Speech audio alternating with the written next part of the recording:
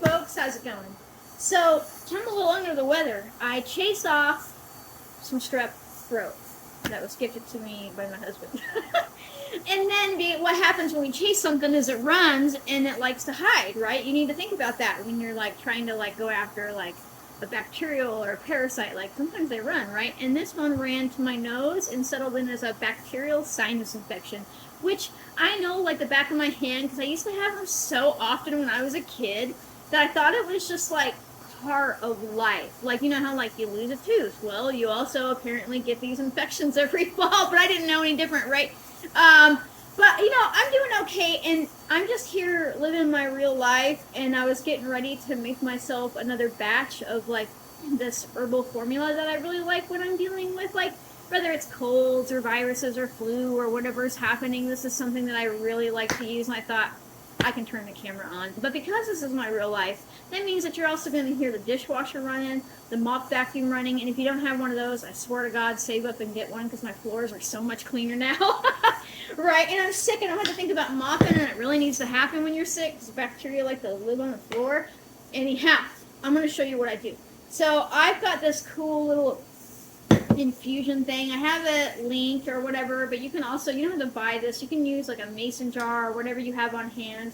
And I'm going to use some cut and sifted rose hips. Now you can use normal rose hips, but when I'm doing an infusion like this where I'm not boiling it for a long time, I like to use the cut and sifted because they have more surface area to extract from and their cellular structure is already kind of broken down a bit more. And it's always funny because like I live on 40 acres with a huge amount of roses, like wild roses everywhere, but I still buy the cut and sifted ones because I don't have the energy or the time to like cut and sift that many myself, but I still gather plenty whole ones. But when I'm doing this, I like to use the cut and sifted. I'm just going to put a good scoop in there. I don't know, probably 1/4, maybe half cup. People make herbalism too precise. Like, they make it too complicated, right? And it doesn't need to be. When we are working with safe, simple herbs, you can just eye it. It's all right. Like, and sometimes when people think they have to be, like, super precise and know exact amounts, it can really shut you out of doing what you need to do to take care of yourself because you feel like you're not doing it perfectly. But I'm here to tell you, just put some damn rose hips in there, right? Now I've got some boiling water here. Woo! And I'm going to let it stop rolling for a second. I'm going to let it stop rolling for a second because I always remember that this one will splash out at me if I dump it while it's rolling. Now my glass isn't cold, and this is also like high quality, not supposed to break glass, so, you know, don't use like something super cheap and thin. Now I'm only going to pour this until it covers the rose hips. This is about 4 or 5 cups of water, but again, it'll depend on what you're working with, and it doesn't have to be perfect. Alright. Now, I'm going to let that sit for probably about 30 minutes because I want these rose hips to extract their properties, but I'm going to add an herb next that I don't want to over extract and I actually need to cold brew. So I'm going to let this sit, and then I'll pop right back on and show you the next step. Okay, it's been about 30 minutes, and you can see the color change, right? I took it out of the top there because I wanted the rose hips to be all the way under the water, and there wasn't quite enough there. So basically, now I'm going to set this aside, and now that it's cooled down some, it's still relatively warm, but it's cold in here, so it's all steamy. I am going to add some honey. It was all crystallized, so I got it warm in the warm setting on the oven. I'm going to add the honey now, just because, and that was really liquid honey because it was warm. I want it to still be able to mix in really well, right? But not so hot that it, you know, does damage or whatever.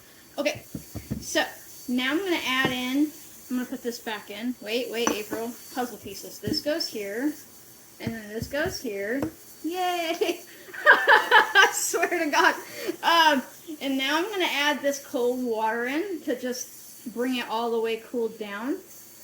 You know, it'll bring it to like lukewarm. And now what I'm going to do is I'm going to add some calendula petals here. Now, I'm not using the whole bloom head because I tend to find that makes a little bit bitter, so I like to buy just the organic blooms themselves, right? Just the petals. And I'm just going to shove that in there. That's it. Right now, I like rose hips because, you know, they're full of vitamin C. I like rose hips because they've got really good soothing properties for the gut membrane. They've got lots of flavonoids and things that help your immune system, right? I like their copper content. And I like calendula because she's amazing for supporting your lymphatic flow, right? And I've got a little bit of sore lymph nodes right here. They're not swollen, but they're tender to the touch. And that tells me that right now that my lymph nodes in that area are trying to fight off the bacteria settling in, right? It also can be from, like, they're sending out lots of different, like, white blood cells, and so they can get kind of, like, exhausted. So I really like using the calendula to support that lymphatic flow, just kind of take that work off of my body. It also, you know, helps me pee a little bit more, gets my whole system up and running and detoxifying better.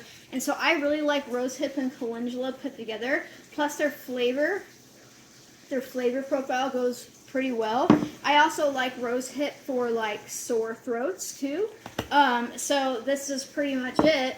Now I'll take this and I will let this sit in the fridge until pretty much tomorrow morning. I might pull it out this evening, but I'll probably be patient and pull it out in the morning. But the reason that I use the hot water for the rose hips and then I cool it down for the calendula is because I need the hot water to break open the cellular structure of the rose hips to be able to even get at her vitamin C content.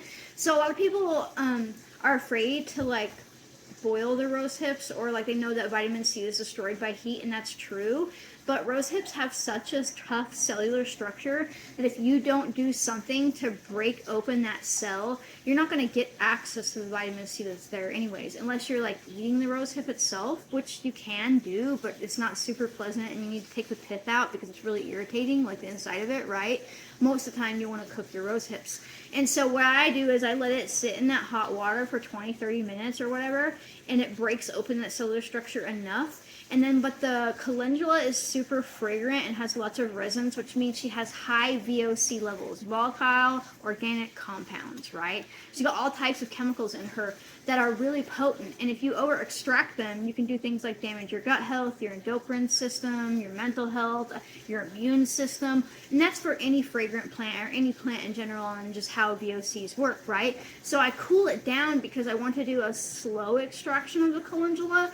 I do not want to pull out too many of her fragrant properties. So when I pop it in the fridge, it will slowly extract. It's much like how I showed people how to do the cold brewed infusion for, like, lavender or, like, chamomile or anything like that, except for this is a hybrid because I've got a hot infusion combined with a cold infusion. And you notice that I didn't mix this. That's because down here I can still feel it's warm where it's touching the rose hips, but up here it's nice and cool where the calendula is. And then, you know, I'll pop it in the fridge and I'll be able to cool down all the way. And then I can just drink this. I can just drink this to support, you know, what I've got going on, my immune system. Now, you don't have to be sick to drink this. It just happens to be when I'm making it. But anyhow, that's pretty easy, and I will see you in just a little bit when it's ready to have a taste. Ta-da! I mean, it doesn't really look any different, right? I mean a little bit. It's gotten a little bit darker and things like that. And so now, I might sound a little bit sicker, but it's just because I've just woken up, and so I've got to get out all the stuff that was left in me overnight, you know, because my nose is all runny. So usually what I'm going to do is I'm going to pull this up and give it a good smash just to get, you know, the extra liquid out. And then I'm going to give it a stir. Okay. Super climactic stuff here, folks. But no, I mean, it really is that easy. It is that easy. I cannot stress how much people overcomplicate, like, herbalism. But if you start working with herbs as, like, food, as, like, part of your daily life, if you don't look at it like you have to have, like, everything perfectly done, then you can just start working. It gives you permission to be human, right? Because how overwhelming is it to be like, oh, if I don't have these exact ratios right, and what's the moon phase? Am I supposed to be drinking this now, or yeah, no, just do away with all that stuff. If you're using safe, simple herbs, you don't have to make it that complicated. Folks, I made tea. And it's fantastic and it's tasty. I really like it because the rosehip is kind of like tangy and sour, right? But you get like good umami undertones, like kind of like a subtle bitter, but not in a bad way, like in the best way, from the calendula, and the honey ties it all together. Now, you don't have to be sick to drink this, right? In fact, if you were drinking this on a regular basis, maybe you wouldn't get sick as often if you get sick all the time. But I want you to understand that your immune system is a muscle. I'm not saying that it's good to get sick all the time, but if you never get sick, it's like a use it or lose it type of thing, folks. Right? You want your body to be creating new antibodies and things, the things that you're sick around. So, take care of yourself. Don't push yourself, but allow yourself to have a cold now and then without freaking out and without nuking yourself with really powerful herbs. When I talked about being sick the other day, on a community post here on my YouTube, I got all this advice, which, humans do that. There's nothing wrong with it, and I understand that people, care about me on the channel and want to care, but a handful of it was like real big, bad, scary, harm your liver herbs that they're like, oh, take a bunch of this, do a bunch of this, do a bunch of that. I'm like, whoa. I don't like to nuke my body with really potent herbs that basically pretend to be pharmaceuticals. You have to remember, just because a plant is a plant doesn't mean that it can't have bad ramifications just like a pharmaceutical can. And by the way, a lot of pharmaceuticals were originally derived and or still have their compounds taken out of plants. So there's no reason that you need to work with like really hard stuff unless you feel like playing like lab coat green doctor, right? Like unless you feel like being a heroic healer and equating instant change with health, because that's what we do with medication. We take something for high blood pressure, it instantly lowers our high blood pressure superficially because we're using a medication to repress it, and we're like, I'm healed, but you haven't really looked at the underlying cause, right? Don't fall into the trap of doing the same things with herbs. So, am I using herbs to support my body while I'm sick? Yes, absolutely. Am I picking gentle herbs because I want my body to be able to do what she needs to do to function? And, yeah, absolutely. I don't want to pick the herbs that like force my body to do something. I pick herbs that allow my body to perform its natural functions and just give it a little bit of a helping hand. And so I really like calendula and rosehips for that. I really like, all these safe, simple herbs I teach you about. I have like, 400 plus videos here now. Other than a few herbs, all of these are safe, simple, and enough, right? We don't have to push ourselves.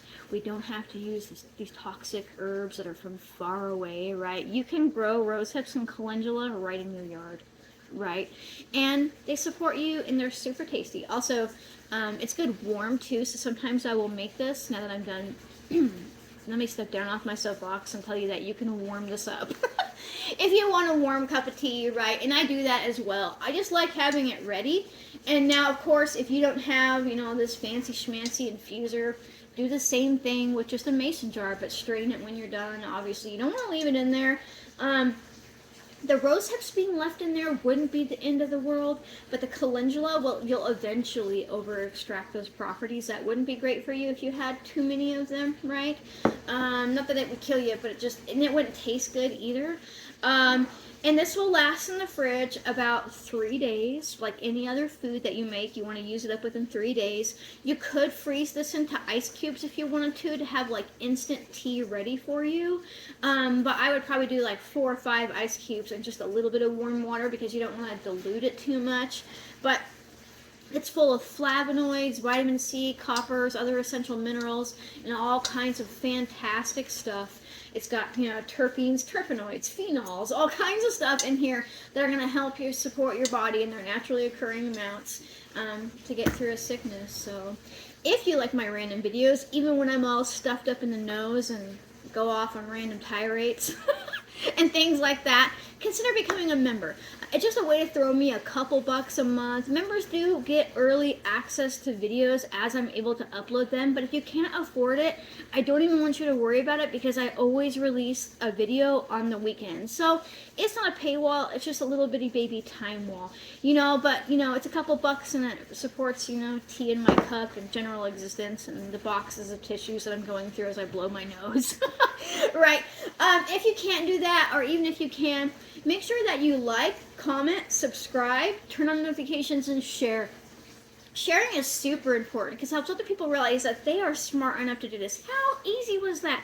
You can do this. You can put some herbs in a container, you know, pour some warm water over it, add some honey, let it sit for a while. You can make tea. You can do this. So when you share, it helps other people realize that too. It helps them feel empowered. It helps us take these herbs and our health back into our own hands and all that kind of stuff. So thank you so much for watching, folks, and I'll see you later. Bye.